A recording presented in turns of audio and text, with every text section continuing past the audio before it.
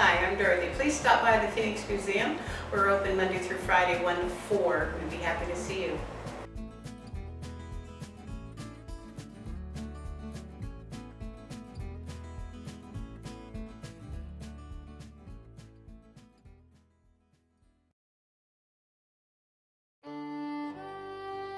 Down in there with the mills and whatnot, and Oatman had a motel, and actually Oatman owned the Roscoe's barbecue place, which was Nanette's family's building. Yeah, when I first got here, I went in there and they said, there used to be a hotel or something. Yeah, it was a hotel. Anyway, Mr. Oatman, that's his, I'm not sure what relative it is, may or may not say there, but she and her sister were captured by the Indians when they were on the way west. This one, right? Captured by the Indians. And she was with them for years, many years. That woman was with them for years, huh? And she was eventually rescued, and they tattooed her. She has tattoos on her. That picture doesn't show it terribly well, but she has tattoos on her chin. Okay. Fern Valley belonged to a guy named Carver.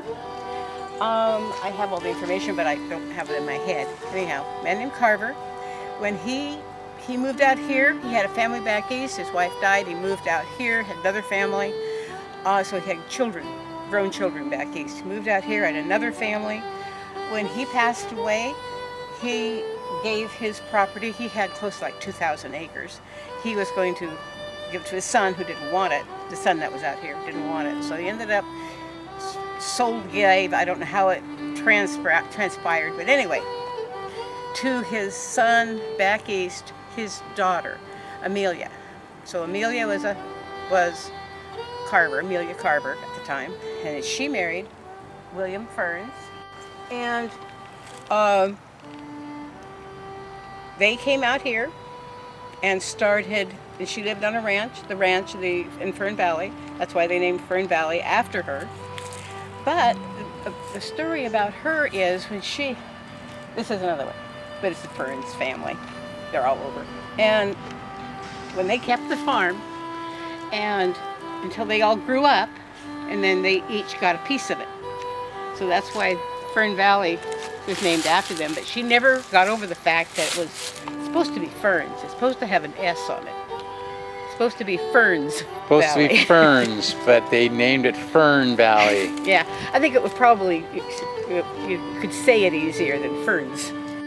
That Amelia Amelia and her husband, William Thomas Ferns, purchased the property from her grandfather and moved out here from back east. I don't know the name, I can't remember the name of the state.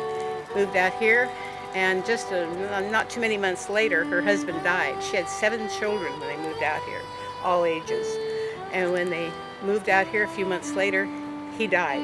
Left her with the entire ranch and 7 children to raise. And she managed to raise her family plus keep the ranch until they were all adult. And she divided it up amongst her children.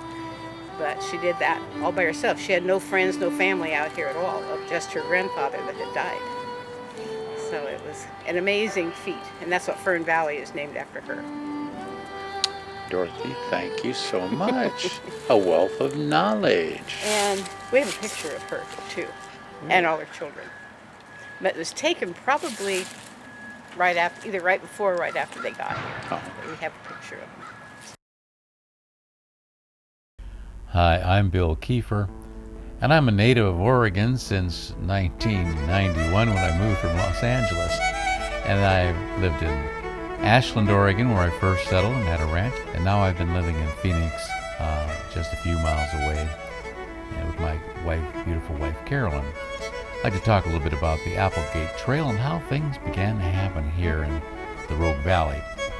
The Applegate Trail, the original Oregon Trail to Willamette Valley, was extremely hazardous, and in 1846, Jesse Applegate led a small group of trailblazers in search of a southern route that did not require facing the challenges of the mighty Columbia River. The Applegate family lost 3 or 4 children, and they were drowned in the river, so that was a personal thing to the Applegates. where so many pioneers had perished, like I said, like their sons. The Applegate Trail, also known as South Immigrant Road, they opened up, was indeed a safer way that traversed the Rogue River Valley. Applegate and his companions did not linger, however, but returned to the Willamette Valley settlement. They already knew this situation would soon change as a result of federal legislation and gold fever. Talking about the donation land law, and I hear that a lot about families that have descendants here that was original from the original people that settled here on the Applegate Trail.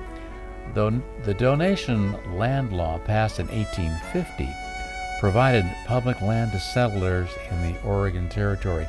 It allowed a single male settler to claim 320 acres and a married couple 640 acres, half to be held by the wife.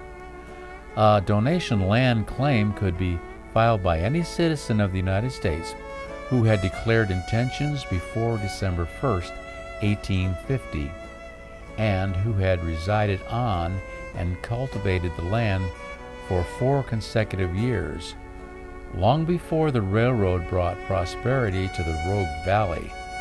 As encouraged by this federal legislation, the earliest European settlers in the Rogue Valley area came seeking agricultural land. Although most original homes are gone now, there are still a few homes still standing as a reminder of those days. The 1849 California gold rush boom moved north, and when gold was discovered in Jackson counties, miners came along with the businesses to support them. I'm Bill Kiefer. History was in the making, and I'm here in Southern Oregon, in the Rogue Valley. Ashland, I was living in Ashland when I first moved up here. That was the end of the Applegate Trail, ending at what is now Emigrants Lake and Emigrant Creek. Till next time.